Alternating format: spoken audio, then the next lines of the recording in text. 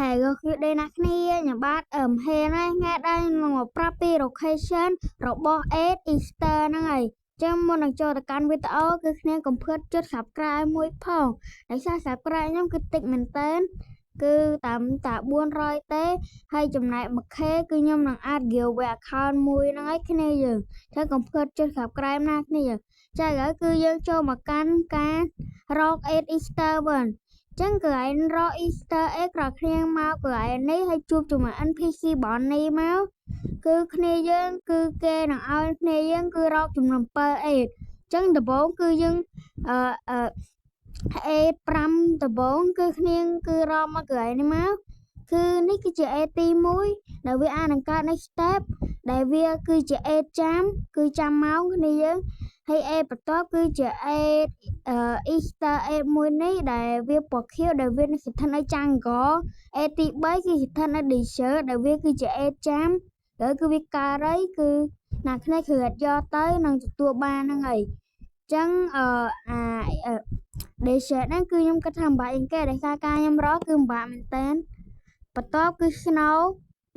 ដែរគឺវានៅគៀនក៏ឯងដើមឈើនេះគឺវាពណ៌ក្រហមហ្នឹងឯងគ្នាយើងគឺគ្នាគ្រឿតយកទៅហើយបន្ទាប់គឺ iron សាយយក iron គ្នាគឺអាសាយយក iron ហ្នឹងមិនមែនជាអេចាំទេគឺវាគឺកើតរហូតមកគ្នាគឺអាអេហ្នឹងឲ្យគ្នាទៅដឹងឃើញហើយតែហ្នឹងគឺវាជាពណ៌សនិងងាយខៀវហ្នឹងគ្នាយើងគឺនឹងជាអេហ្នឹងហើយបន្ទាប់ Shibuya គឺហោះមកកន្លែងនេះមកគឺគ្នានឹងឃើញដំបូងពណ៌pink ហ្នឹងគ្នានឹងឃើញហើយបន្ទាប់គឺនៅកោះឡយដែលជាកោះចុងក្រោយហើយនេះគឺពីកន្លែងហ្នឹងគឺវាអាចនឹងកើតអញ្ចឹង7 location ហ្នឹងគឺណាគ្នាបានតែ 5A ទេណាគ្នាច្បាស់ឆ្ងល់ជុំ7 location មកបាន 5A ចឹងដោយសារវាគឺកើតពី location ទៀតគឺកើតគឺA ដូចគ្នាយើងគឺគេត្រូវការរក A ខុសដាច់ពីគ្នាចឹងដើម្បីបាន A 2ទៀតគឺ 2A ហ្នឹងគឺគេហៅថាបោះ A គ្នាយើងចឹងគ្នាត្រូវការ spawn មេហើយមេដែលខ្ញុំ recommend គឺ Reaper គឺវាឆាប់កើតជាងគេគឺមេហ្នឹងគឺគ្នាវាយទៅគឺឆាប់កើតទេហើយណាគ្នាវាយរហូតទៅដល់បាន message ដែលគេនិយាយថា rare egg បានកើត in the map ហ្នឹងហើយចឹងពេលដែលវាជិនពាក្យចឹងមកគឺគ្នាមករកកន្លែងមានច្រើន location កន្លែងទី1គឺ step នៅកន្លែងនេះហើយបន្ទាប់គឺ dessert ដែល dessert គឺគ្នាគឺមកកន្លែងនេះមកហើយគឺវាកើតកន្លែងផ្សេងគ្នាគឺកើតច្រើនកន្លែងមែនតើបន្ទាប់គឺ Snow Island ដែលវាកើតនៅកន្លែងនេះបន្ទាប់គឺនៅ Sayo Island ដែលវាកើតនៅកន្លែងដើមឈើនោះយើងខ្មៅទេនឹងណាគេដាក់ស្គៀនេះគឺវាកើតនៅកន្លែងនេះគ្នាយើង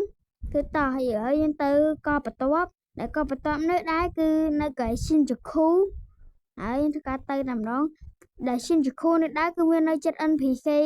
5នាក់នេះហើយគឺនៅនេះគឺវាអាចនឹងកើតBluepin 8គ្នាយើងហើយបន្ទាប់គឺ Jasmine Island ដែលវាកើតនៅកន្លែងនេះគឺ A Bluepin ហ្នឹងហើយគឺ A Bluepin គឺវាកើតតែ2កោះហ្នឹងទេក្រៅពីហ្នឹងគឺកើតតែ Green 8ហ្នឹងហើយបន្ទាប់ Academy ដែលវាកើត Green 8ដែរហ្នឹងគឺឥឡូវគឺយើងទៅជាមួយនឹងកោះ Slime ដែលកោះ Slime នេះដែរគឺវាអាចនឹងកើត Green 8គ្នាយើងគឺកើតនៅកន្លែងនេះបន្ទាប់ដែលជា location ចុងក្រោយគឺវារៀងច្រើនដែរបន្ទាប់នោះគឺ Shibuya ដែល Shibuya ដែរគឺវាអាចកើតនៅចិត្តមេគូកូណាដែលវាកើតនៅកន្លែងនេះចឹងបន្ទាប់ពីគ្នាបានរកចំនួន7អីហ្នឹងហើយគ្នាគឺទៅយកឲ្យ Brother Bonnie ទៅគឺគាត់នឹងឲ្យធូតថហ្នឹងហើយចំណែក7អេហ្នឹងគឺ2អេគឺមិនបាក់រកជាងគេគឺជាបោះអេហ្នឹងហើយតែវាត្រូវការ spawn មេញ៉ៃតិចហើយគឺរៀងពិបាកចឹងគ្នាយើងទៅកាន់ទៅជួប Bonnie ហ្នឹងមក នេះគឺជាបននេះហ្នឹងគឺអ្នកគ្នានឹងបាន total ហ្នឹងហើយ total របស់វាមានឈ្មោះថា 8 shaker ដែលវាបូក42 damage ជាមួយនឹង25 XP ចឹងវីដេអូយើងមានប៉ុណ្្នឹងទេបាយបាយ